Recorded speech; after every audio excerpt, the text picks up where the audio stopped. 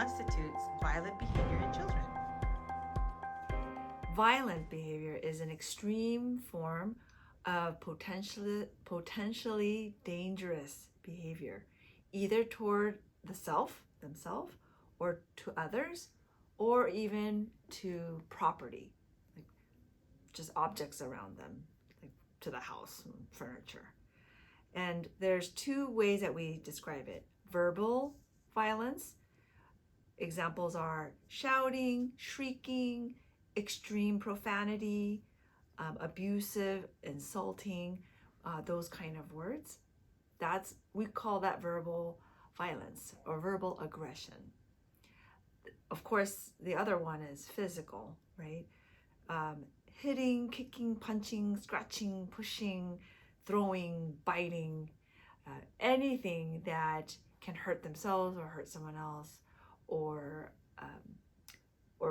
damaging the property. And we've heard of children being able to do that. And what causes this? Yes, various reasons. And I don't know if you remember from a different lecture of the biopsychosocial spiritual causes. So let me go through that. Physically or biologically, sometimes there are certain chemical issues in the person's brain.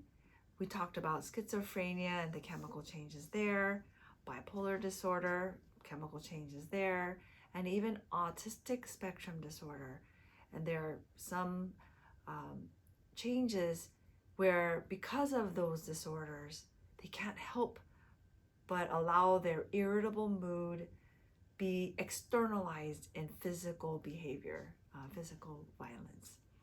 Psychologically, for example, when someone is very anxious, especially children, they can express that discomfort in a physical way, in an aggressive way.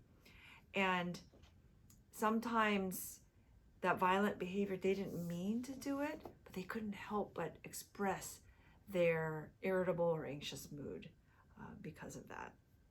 Socially, sometimes it's a reaction to their threatened safety. We see that in the animal kingdom. So children, when they are perceiving a threat to their safety, maybe because of a trauma of the past and something currently, which doesn't even seem that dangerous at all, could remind them about the threatened safety of the past, and they can react that way. And lastly, spiritually, we all have the influence of the Genesis 3 original problem. And therefore, the enemy can have a big influence in causing someone to not care about their own safety or someone else. Sometimes he is influencing the young child who had not developed fully in their frontal cortex to have good judgment and good forward thinking about what could happen if you kick that door down, or what could happen if you swing that stick to somebody. So the influence of the evil one can also be there as well. Would you attribute poor parenting to a reason for these things too? Now, that's a hard question. We don't want to blame parents for everything or anything, but I would say that part of parenting in a child who starts to show and exhibit those behaviors, if they just kind of let them loose and not address it, not correct it, not discipline it, not help improve that, then it could be repeated over and over and over.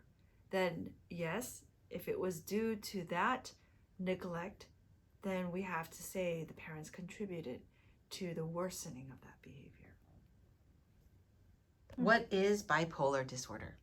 Yes, bipolar disorder is misunderstood a lot, so I hope I can clarify in a few minutes right here. It is considered a mood disorder. Depression, a major depressive disorder, is a mood disorder, but only of low sadness, depressed moods. Bipolar disorder consists of extreme changes in mood, behavior, and thinking that has potentially two sides of those moods. Depressive moments, which we call depressive episodes, and manic episodes. Now, they don't have to have the depressive episodes to get diagnosed, but they will always have the first manic episode as the reason to receive that diagnosis. Now, I'll give you the criteria of what it looks like to have a manic episode. They will have elevated energy and mood, meaning too happy for no reason, or too irritable for no reason. They have a decreased need for sleep. They have the same amount of energy with fewer hours of sleep, and that is not normal, right? We all need an average number of hours that we need. For children, it could be 9 hours, right? 7.5 to 9 hours, but they can survive off of 4 hours a night.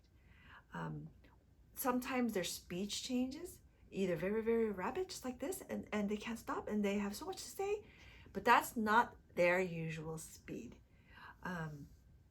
Sometimes they can have unrealistic high self-esteem. We call that grandiosity.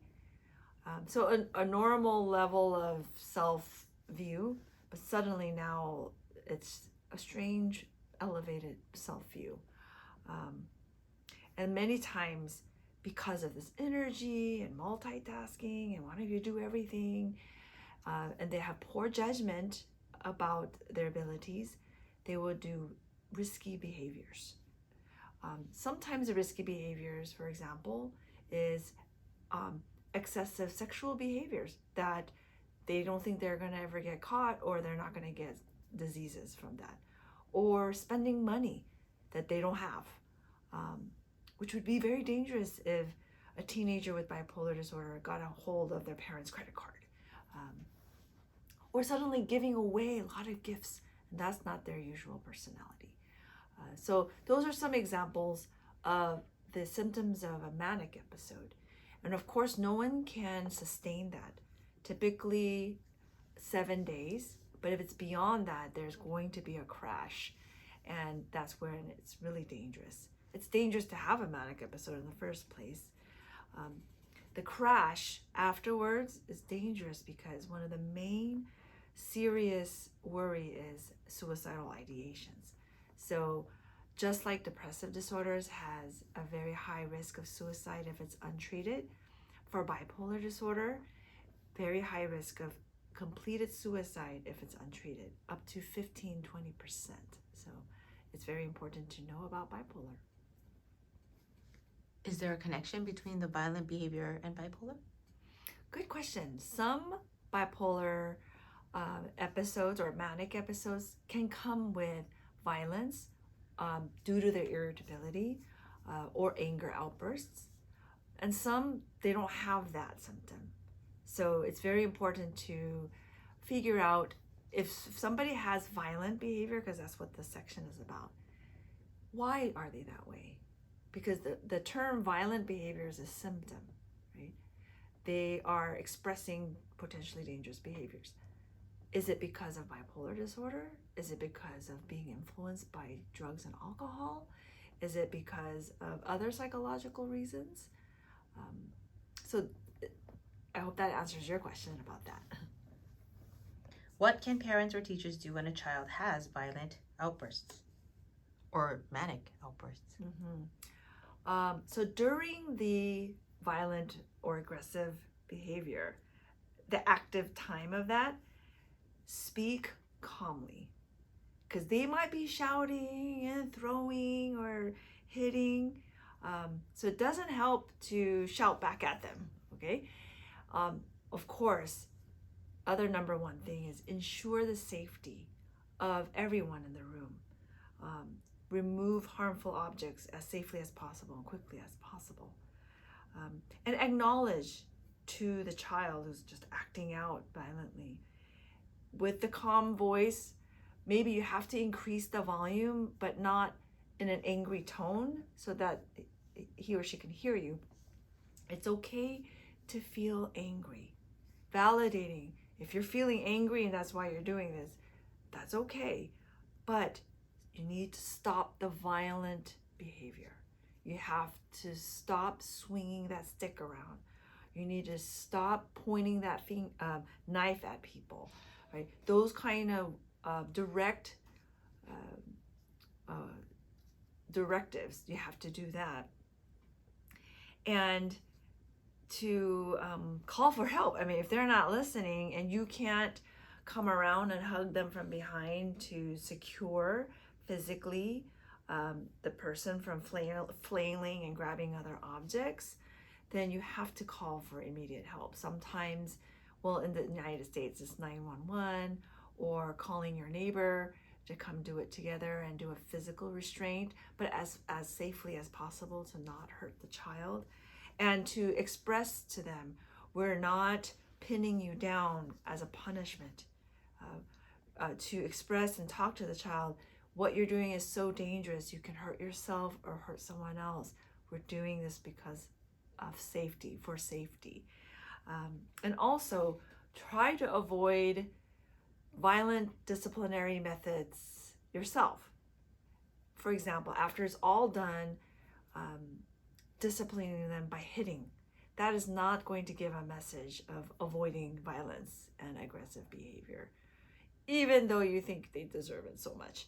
But these types of behaviors have to be approached with non-violence, because violence upon violence is just reinforcing what they're already struggling with. Another thing is to treat the underlying problem. We mentioned that before. Why are they doing this? Right? Especially every day, every other day, right? Sometimes in my practice, my psychiatric practice, it was very, very difficult to find out that the child had autism because the child was so high functioning. And they have very difficult ways to control their emotions that they can't use their words to describe. So they're using violence or these negative behaviors to express that they're uncomfortable. They can't simply say, I'm very uncomfortable, I'm sad, I'm anxious. So instead they use these kind of methods. So we have to treat the underlying disorders or problems. Another area is parenting. What we mean by that is parenting training. Parenting training skills is possible of how to understand, how to react, how not to react, how does it conjure up in you your past scars, and that's why you have a tendency to react with your own profanity or yelling and other ways of punishment. And of course, I say this last, but it's not the least, right, is spiritual treatment. We're talking about the word treated or how do we help them, is spiritually. First of all, is your own silent, focused prayer. I think most kids aren't behaving that way because they want to. And so to pray on their behalf, right, to intercede for them, of what are they going through, what kind of struggle is going on in their mind, how is the enemy utilizing that even more to not only cause them to behave that way, but afterwards, sometimes it affects their self-esteem so much that they don't value themselves anymore because they are judging themselves as well. And sometimes it makes them do it even more. Well, that's just me, I guess. And they will continue on and on. So spiritually, really just keep feeding them about the message of God's agape love, and how he doesn't like their behavior, but it doesn't reduce his love for them. And as a matter of fact, he's very, very sad that the child, I'm going to just say I'm talking to the kid, that you feel that there's no other way of expressing your negative emotion is by violence. So kind of continuously feeding those truths. Okay. What typical treatments are available? So coming from a psychiatrist, when they come to me for treatment, that means the child and the family, they've been going through the struggle for a long time.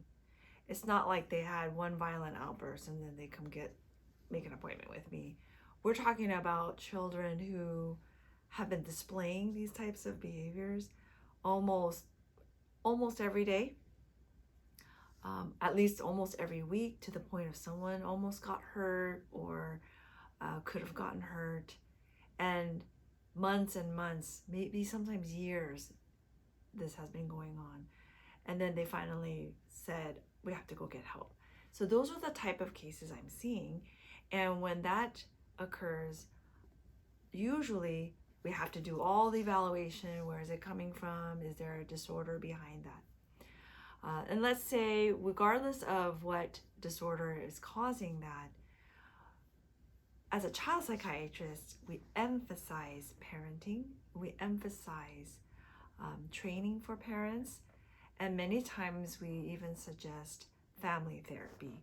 Family therapy means it is a counseling session where both the child or maybe even the siblings and one or both parents are in the room having the discussion in a safe environment, and the therapist or counselor or psychologist is guiding that conversation.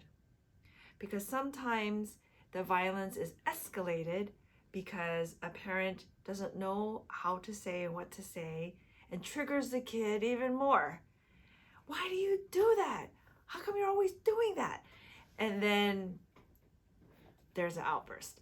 But in the therapy session, sometimes a parent will start to ask that question, but a counselor can gently, wait, your child wasn't finished talking about what's making him angry. So that was a good guided conversation to try to help each other understand where they're coming from.